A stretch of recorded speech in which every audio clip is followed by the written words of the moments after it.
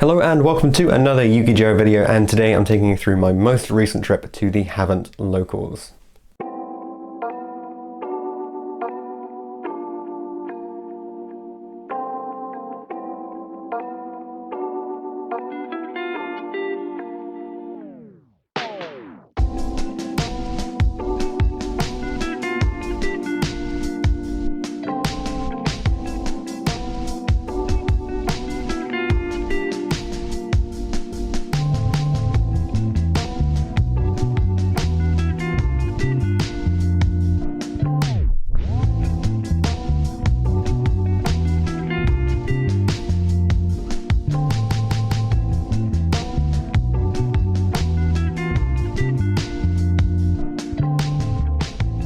So before we actually get into this video is being sponsored by Cardmarket.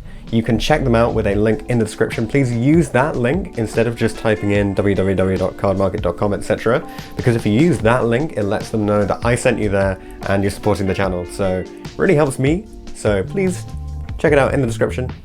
Give it a shot. There'll be a little bit more information about Cardmarket later on in the video. So locals after lockdown. It's been a tough few months without the ability to actually play in real life with people that you know. Actually, for me, it's been a bit longer than a few months. Before my most recent house move, I didn't actually have a locals that was closer than about an hour away. So it didn't make a lot of sense to go to locals when there were regionals going on, and all I was really aiming for competitively was just try and get that deck box. So going to local events and having to pay for the fuel to get there and back and taking so much time out of my otherwise time that I put into videos and stuff didn't make a lot of sense.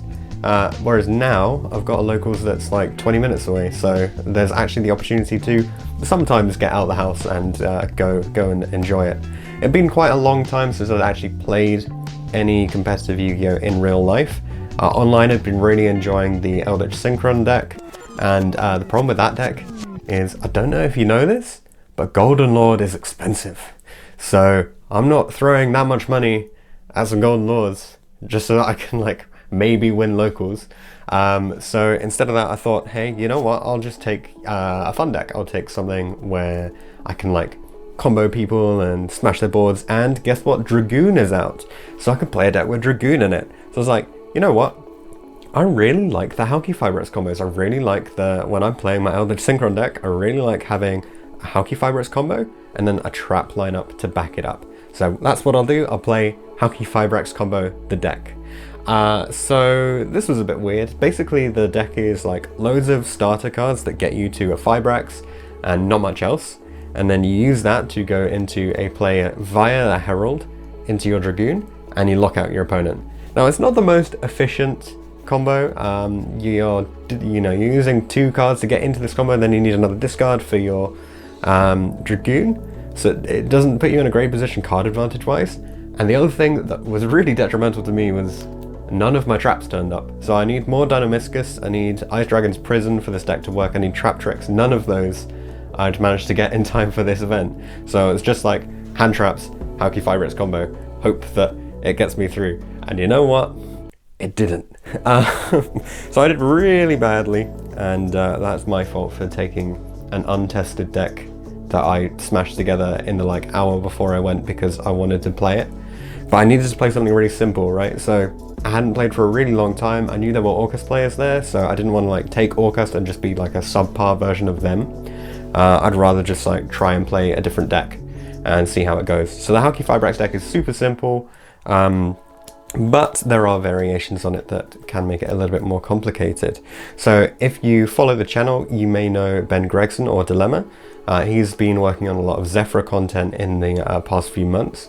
More recently, he's picked up a Hauki Fibrax deck that is Hauki Fibrax combo plus some traps. And there's even a Buster Blade version of the deck. And he's been doing really well with this. Last time I checked in with his record online, he was undefeated. He's won a bunch of box events, local events, and we're going to be bringing you guys an interview with him very soon. So don't shun it just because of my poor performance and the fact that I can't pilot a deck competently. There's a lot of potential to be had in this deck.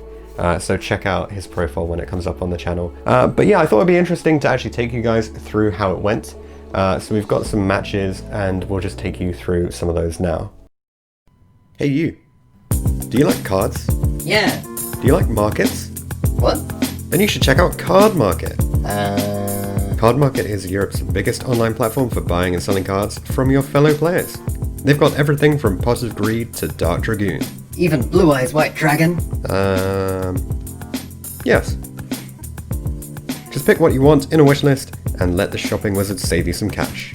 Oh boy, I can't wait to play my Blue Eyes deck. Don't. Please. You can also stick your own cards online to sell them and trade your cards across the globe. So what are you waiting for? Support the YuGiOh channel and follow the link in the description to check out Cardmarket today.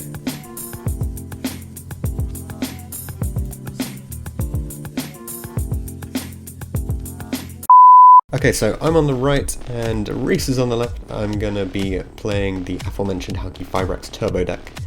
And I opened the full combo with just Jet, and unfortunately Reese on the left drops a Veiler on the 5-Rex, and then drops, I think it's another Veiler on the Predaplant, so no fusion summoning for us. He's opened the full Zoo combo and the Dogmatica engine as well, so he's just playing Zoo Dogmatica, but he's not playing the like turbo into the big Link guy. He's actually just playing slightly more basic, slightly more control-y version. You just put a Trident on board, and then you back that up with Dogmatica. He just wanted an engine that worked with it. So I opened another way into 5-Rex. Unfortunately for me, he does still have that Trident pop, and that's going to clinch game 1.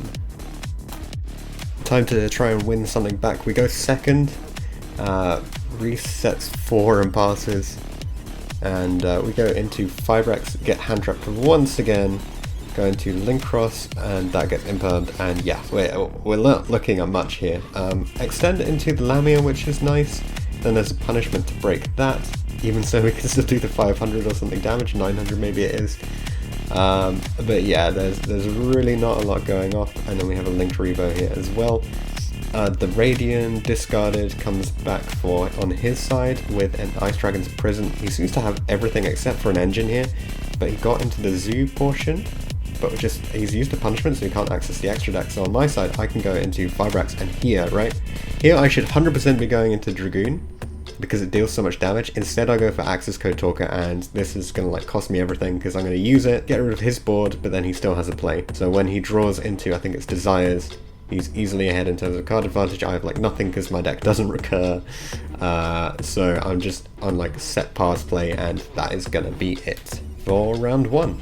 So switch things around from round 1, this time I'm on the left. Once again we are facing down a Dogmatica variant, but I think it's a 60 card list we're facing down, and it doesn't look like the opening's amazing. There's probably a flare in there.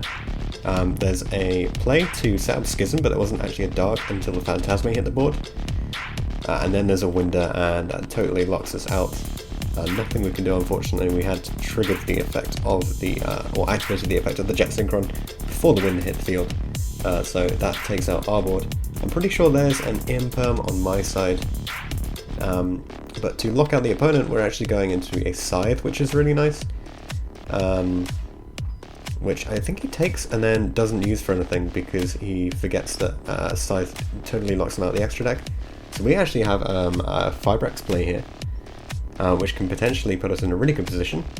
So Marcher into Veiler, into Herald. Oh no, okay, I'll go straight into the Access Code. Just want to break the board here. And then 1-for-1 into the Anaconda, and that way I get the negate. And then, unfortunately, he has, yeah, a lot of stuff. So he starts off with the Millennium Eyes, and then he can go into the full Dingisio, and this is exactly what I was talking about.